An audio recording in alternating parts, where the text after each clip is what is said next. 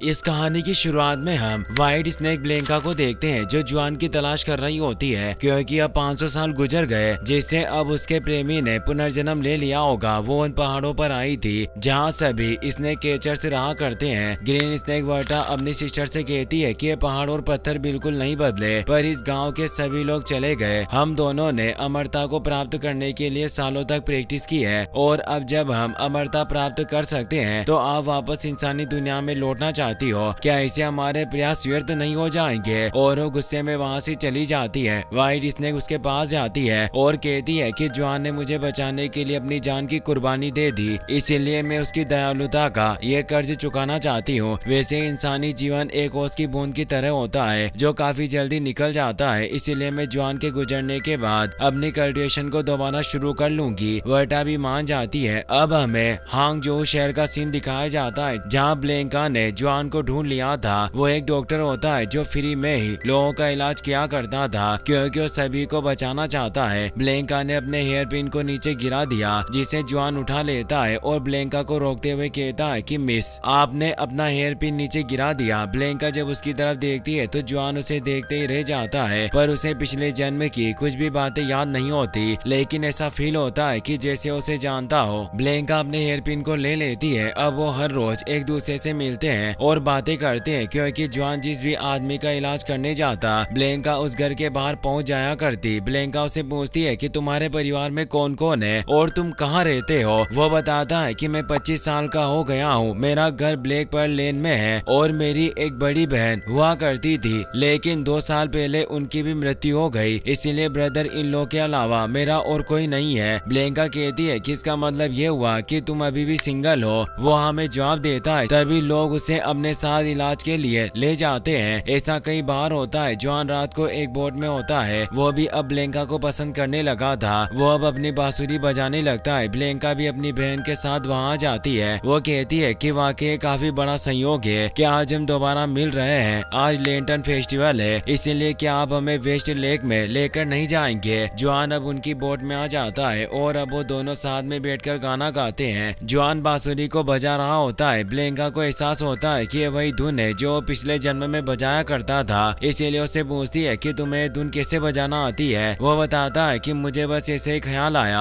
और मैं इसे बजाने लगा। अब वो दोनों खूबसूरत शहर को देख पा रहे थे। फिर हमें अगले दिन शहर का सीन दिखाया जाता है जिसमें एक आदमी सभी को करतब दिखा रहा होता है। तभी शेरिफ ली देखता है कि एक आदमी चोरी कर रहा है, इसीलिए वो उसे रोक देता है और उसे बताता है कि तुम आज भाग्यशाली हो, मुझे अपने साले की मदद करनी है वरना आज मैं तुम्हें एक कड़ी सजा देता। दरअसल शेरिफ ली जांग का ही ब्रदर इन लॉ होता है और जुआन उसे बियांका से मिलवाने के लिए लेकर जा रहा था। ली उसे बताता है कि यह दुनिया इसके मर्ज से भरी हुई है, तुम अपनी बहन की तरह ही बोले हो, तुम उस लड़की से शादी करना चाहते हो जो अपनी बहन के साथ नई नई इस शहर में आई है। कहीं वो तुम्हारे साथ कुछ करने की योजना तो नहीं बना रही? जुआन कहता है कि ऐसा कुछ नहीं है, हम दोनों एक दूसरे को पसंद करते हैं। ली कहता है कि वैसे तुम ठीक कह रहे हो क्योंकि हम दोनों के ऊपर पहले से ही काफी सारा कर्जा है और तुम इलाज करने के लिए कभी किसी से पैसे नहीं लेते जिससे हम अपना कर्जा नहीं चुका पाए। जुआन इन बातों पर ध्यान नहीं देता और बोलता है कि ब्लैंका ने हमें हाउस ऑफ जॉय में मिलने के लिए बुलाया है। ली कहता है कि क्या तुम भूल गए कि उस रेस्टोरेंट के बॉस जाओ के ऊपर हमारे 300 चांदी के सिक्के बकाया है जिससे हम पिछले 2 सालों से वहाँ नहीं गए। वो दोनों अब छिपते छुपाते उस रेस्टोरेंट में जाने लगते हैं पर वेटर उनके सामने आ गया और कहता है कि आज मैं धन्य हो गया कि तुम दोनों यहाँ आए, तुम हमारे स्पेशल गेस्ट हो, मैं तुरंत इसकी सूचना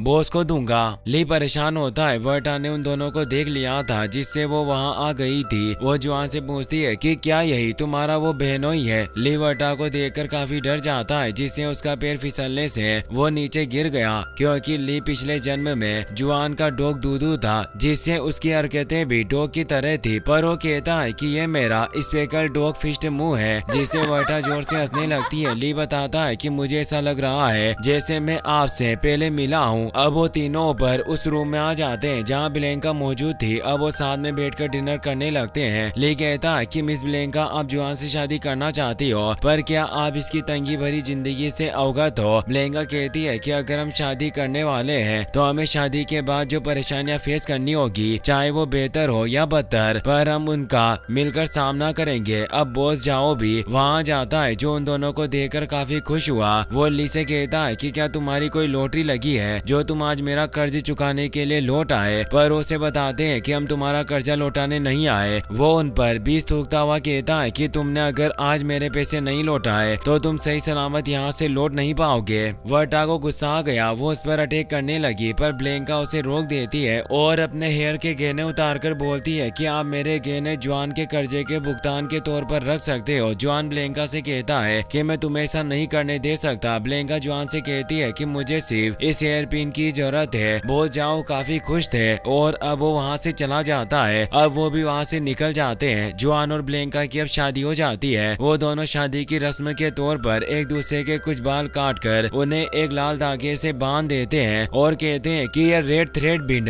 हम दोनों को हमेशा के लिए एक दूसरे से बांध देगा और अब हम अपनी पूरी जिंदगी साथ रहेंगे। भले ही समुद्र सूख जाए या पत्थर नष्ट हो जाए पर हमारा प्यार अमर रहेगा। वर्टा घर के बाहर ही पेड़ पर सोई हुई होती है। सुबह ब्लेंका बाहर आती है और उस रेड थ्रेड बिंड को एक कपड़े के साथ जमीन में दफनाने लगती है। वो अपने हेयर पिन को भी उसके साथ रखना चाहती थी पर उसे विजन आने लगा जिसमें वो देखती है कि कैसे 500 साल पहले जुआन उसे बचाते हुए मारा गया था। उसके स्नेक स्केल भी बाहर आ गए थे जिससे वो इतनी डर जाती है कि वो जल्दी से उस हेयर पिन को भी दफना देती है और प्रार्थना करने लगती है। वर्टा भी वहीं मौजूद थी। वो कहती है कि इस जेड हेयर पिन को दफनाना एक अच्छा विचार नहीं होगा। ब्लेंका कहती है कि मैं सिर्फ इन चीजों को दफना कर एक प्रतिज्ञा ले रही हूँ ताकि मैं अब अपने मैजिक आर्ट को त्याग कर एक इंसानी जीवन व्यतीत कर सकूं और अपने पति की सेवा करूं। हम इन लोगों के साथ अब शांति से रह सकते हैं। वर्टा कहती है कि हमने काफी मुश्किल से इन मार्शल आर्ट में महारत हासिल की है और इन्हें ऐसे ही त्यागना अच्छा नहीं होगा, इसीलिए मैं अभी भी इनका इस्तेमाल करूंगी। ब्लेंका कहती है कि अच्छा होगा कि तुम मेरे लिए परेशानी क्रिएट ना करो क्योंकि ये जादू हमेशा हमारे लिए परेशानी क्रिएट करता है। पर उसको ये फैसला पसंद नहीं आता और वो गुस्से में वहाँ से चली जाती है। अब ब्लेंका जुआन के साथ उसी घर में रहती है। दोनों एक दूसरे के साथ काफी खुश होते हैं। वर्टा भी उनके साथ ही होती है और वो बिल्कुल एक फैमिली की तरह ही रहते हैं। साथ में बहुत खुश होते हैं। वो देखते हैं कि काफी सारे लोग उनके घर के सामने इकट्ठा हुए हैं। एक आदमी बताता है कि पूरे शहर में एक वायरस फैल गया है। मेरी वाइफ अचानक उल्टी करने लगी और सभी लोगों के साथ ऐसा ही हो रहा है। जुआन एक लेडी को चेक करता है और एक्यूपेंचर की मदद से वो उसे वापस होश में लाता है जिससे अब लोग उसे अपने साथ ले जाते हैं ताकि वो बाकी लोगों का भी इलाज कर सके। रात को जुआन ब्लेंका को बताता है कि ना जाने प्लेग महामारी अचानक से कैसे आ गई जिसमें कोई भी क्लिनिक मदद नहीं कर रहा है और ऐसा लग रहा है कि इसका कोई इलाज नहीं है। ब्लेंका कहती है कि तुम लोगों को जो दवा दे रहे हो वो उन्हें बेहतर नहीं बना पा रही। जुआन कहता है कि अच्छी दवाई बनाने के लिए कई सारी प्रेशियस जड़ी बूटियों की जरूरत होती है। आम लोग जिनके पास पैसे नहीं है वो आखिर इन अब्जों को कैसे खरीद सकते हैं और वैसे भी हर्ब शॉप की कीमत दिन ब दिन बढ़ती जा रही है। सभी हर्ब शॉप वालों को सिर्फ अपने प्रॉफिट की परवाह है, उन्हें कोई फर्क नहीं पड़ता कि आम आदमी मरे या जिए। ब्लेंका कहती है कि काफी हेटफुल है। वो बोलता है कि कितना अच्छा होता अगर हम अपनी एक फार्मेसी खोल पाते पर इसके लिए काफी सारे पैसों की आवश्यकता होती है। वर्टा को इस बीमारी के स्रोत का पता चल गया था इसीलिए अपनी बहन को रात में शहर के एक कुएं के पास लेकर जाती है जिस कुएं में जहर मिला हुआ था। वो बताती है कि किसी ने इसमें जहर मिलाया होगा जिससे ये बीमारी फैल रही है। इस इलाके के सीधी लाइन में मौजूद सभी कुओं में जहर मिलाया हुआ है। अब हम एक मास्टर दाओइस्ट को देखते हैं जिसके चूहे की तरह फिजिक होता है। वो शहर में टहल रहा था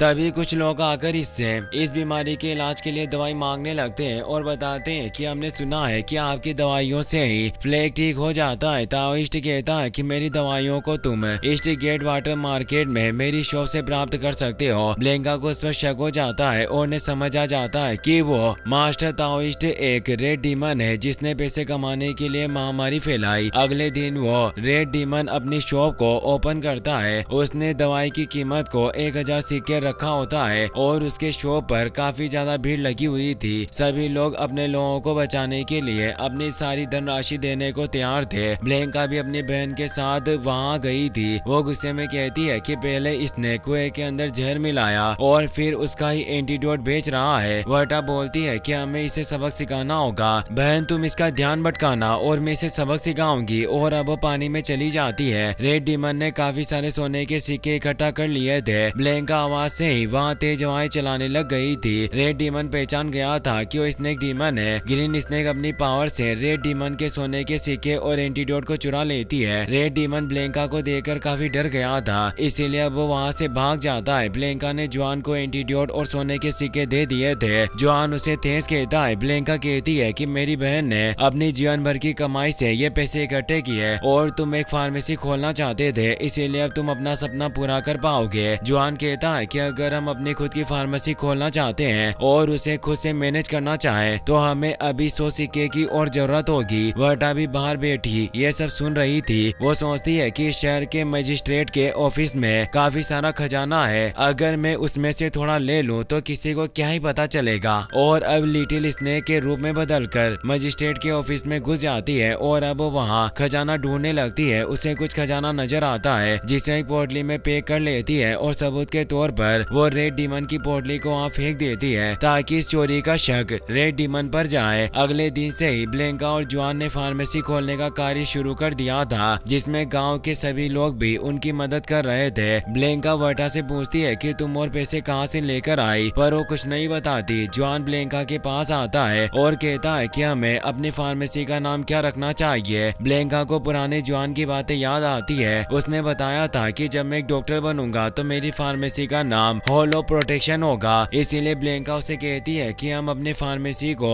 होलो प्रोटेक्शन कहेंगे। जुआन को ये नाम काफी अच्छा लगता है। वो बताता है कि मुझे पता चला है कि उस महामारी की दवाई में जो हर्ब मिली हुई थी वो 9 क्रीक्स पहाड़ियों में उगती है। अब वो दोनों वह हर्ब को इकट्ठा करने के लिए आ गए थे। जुआन रिस्क लेकर ऊपर चढ़ रहा होता है। ब्लेंका उसे केयरफुल रहने को कहती है। वो एक हर्ब को इकट्ठा कर लेता है, पर जब वो दूसरी हर्ब को भी पकड़ने लगता है तो उसका हाथ उसके पास नहीं पहुंच पाता, जिससे वो रस्सी को कमर से हटाकर हाथ में पकड़ लेती है। तभी तेज हवा की वजह से वो नीचे गिरने लगता है और उसका हाथ भी छूट जाता है। ब्लेंका उसे पकड़ने की कोशिश करती है पर नहीं पकड़ पाती, इसीलिए वो भी नीचे कूद जाती है और अपने मैजिक से उसके पीठ पर जादू विंग्स को एक्टिवेट कर देती है, जिससे वो दोनों ही बच जाते हैं। जुआन काफी खुश होता है कि वो उड़ रहे हैं। ब्लेंका कहती है कि ये सब तुम्हारी केव की वजह से हो रहा है। अब वो दोनों साथ में काफी देर तक उड़ते हैं। जुआन को लग रहा था कि ये सब माउंटेन गॉड ने किया, इसीलिए वो उन्हें थेस कहता है। वहीं अब हमें शेरिफ ली को दिखाया जाता है जो मजिस्ट्रेट के ऑफिस में होता है। वो काफी परेशान था कि आखिर ये चोरी किसने की होगी और उसे अभी तक कोई सबूत नहीं मिला होता। अब वहाँ पर एक मॉन्क भी आ जाता है जो जिनशान टेम्पल का पुजारी फाई होता है, जिसे इस चोरी के ऊपर इन्वेस्टिगेशन करने के लिए खास तौर पर बुलाया गया था। ली उसका स्वागत करता है। फाई को डीमन से सख्त नफरत थी और वो कभी नहीं चाहता कि डीमन इंसानों के बीच रहे। वो उस खजाने के रूम में आ जाता है जहाँ चोरी हुई थी। फाई अपने जादुई मोती को एक्टिवेट कर लेता है जो एक डिवाइन बिस्ट में बदल जाता है, जो अभी डॉग फॉर्म में होता है। उसका नाम गोल्डी था, जो वहाँ सूंघकर उस छिपी हुई थैली को ढूंढ लेता है जो ग्रीन स्नेक ने वहाँ छोड़ी थी, जिस पर मास्टर ऑफ मिडनाइट लिखा होता है, जो उस रेड डीमन का ही नाम होता है। पर ली ने भी इसके बारे में पहले कभी नहीं सुना होता। वहीं अब जुआन ने भी प्लेग महामारी की दवाई बना ली थी, जिससे वो फ्री में सभी लोगों को दे रहा होता है। इससे रेड डीमन को काफी गुस्सा आता है। वो कहता है कि स्नेक डीमन तुम्हारी वजह से मेरा बिजनेस बर्बाद हो गया, पर अब मैं तुम्हारी सच्चाई सभी के सामने लाकर रहूंगा।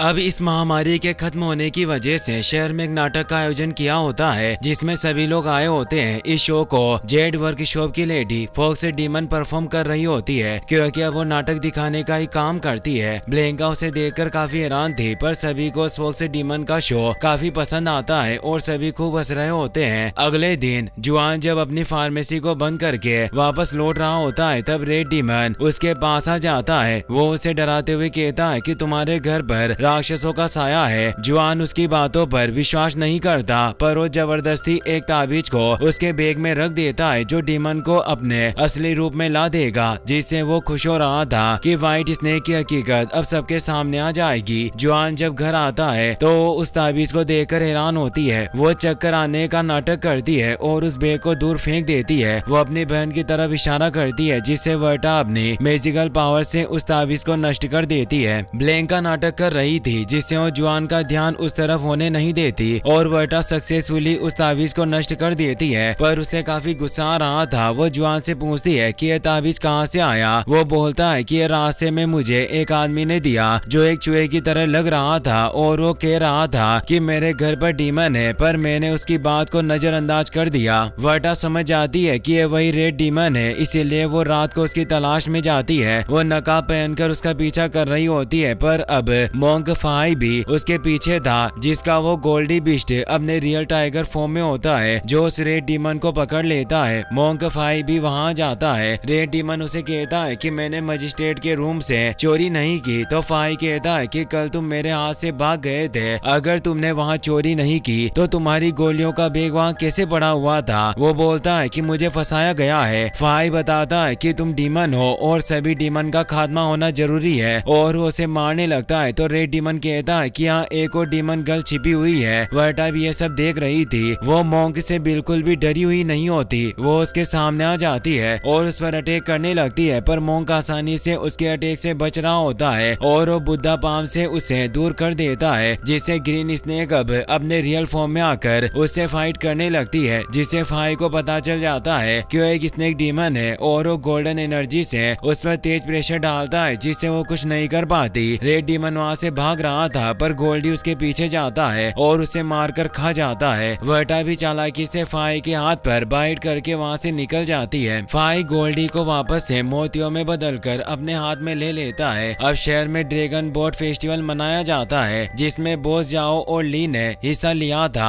और उन दोनों के बीच कड़ी टक्कर हो रही थी, पर ली चालाकी से काम लेता है और वो बोट के आगे आकर पहले फिनिश लाइन को टच करके जीत हासिल कर लेता है। एक सैनिक बताता है कि इस बोट फेस्टिवल की खुशी में आज जश्न मनाया जाएगा, जिसमें सब फ्री में रियल गर वाइन का लुत्फ उठा पाएंगे। ये आइडिया फाई का होता है, जो अपने मंत्रों की मदद से सभी वाइन के अंदर जादू कर देता है, ताकि जो भी डीमन इसे पिएगा वो अपने असली रूप में आ जाएगा और फिर उसे पकड़ सकता है। अब सभी लोग साथ में बैठकर वाइन को एंजॉय करने लगते हैं। शेरिफ ली, जुआन, ब्लेंका और वर्टा को भी वहाँ लाया होता है, क्योंकि आज का वो विजेता था, इसीलिए वो सभी को कह रहा था कि आज की ये पार्टी मेरी तरफ से है, क्योंकि वहाँ पहले से ही वो रियल गर वाइन आ चुकी थी। ली कहता है कि ये सब ड्रैगन बोट में जीतने की वजह से ही हमें प्राप्त हुई है, और वो वर्टा से बोलता है कि तुम्हें इस वाइन को थोड़ा टेस्ट करना चाहिए, पर उसे पहले ही पता चल गया था कि इसमें मैजिक को मिलाया हुआ है, इसीलिए वो उसे नहीं पीती। ली उस वाइन को लेकर ब्लेंका के पास जाकर कहता है कि आपने हम सबके लिए बहुत कुछ किया है, इसीलिए आपको एक कटोरा तो पीना ही चाहिए। जुआन भी कहता है कि आज ली ने जीत हासिल की है, इसलिए थोड़ा ड्रिंक करना तो बनता है। ब्लेंका उस कटोरे को ले लेती है, पर वर्टा उसे रोक देती है और बताती है कि इस रियल गर वाइन में मैजिक मिला हुआ है। ब्लेंका बोलती है कि मैं 1000 सालों से प्रैक्टिस कर रही हूँ, इसीलिए ये थोड़ी सी वाइन मुझे कोई चोट नहीं पहुंचा पाएगी, और वो उसे पी लेती है। वर्टा अब ली को अपने साथ ले जाती है और वो अपनी दूसरी वाइन को उसके साथ बैठकर पीने लगती है, लेकिन तभी ब्लेंका को कुछ होने लगा और उसे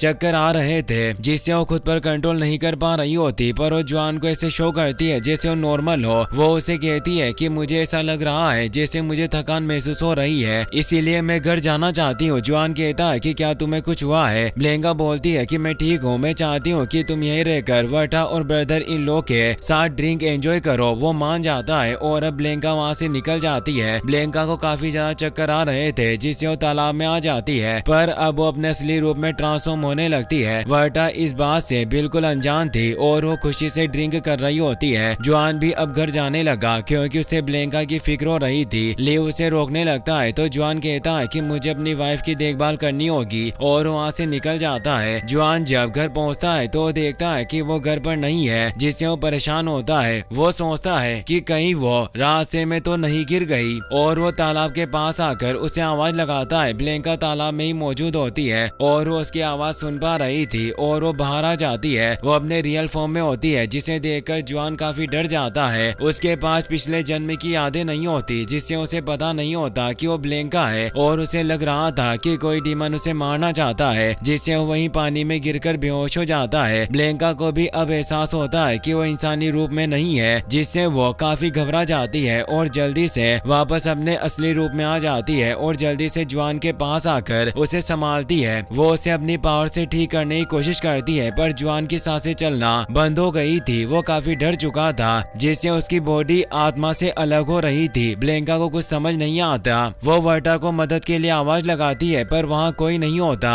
अगर आप इसका नेक्स्ट पार्ट भी जल्दी देखना चाहते हो तो वीडियो को लाइक करना और अपने दोस्तों के साथ शेयर करना ना भूले। Thanks for watching.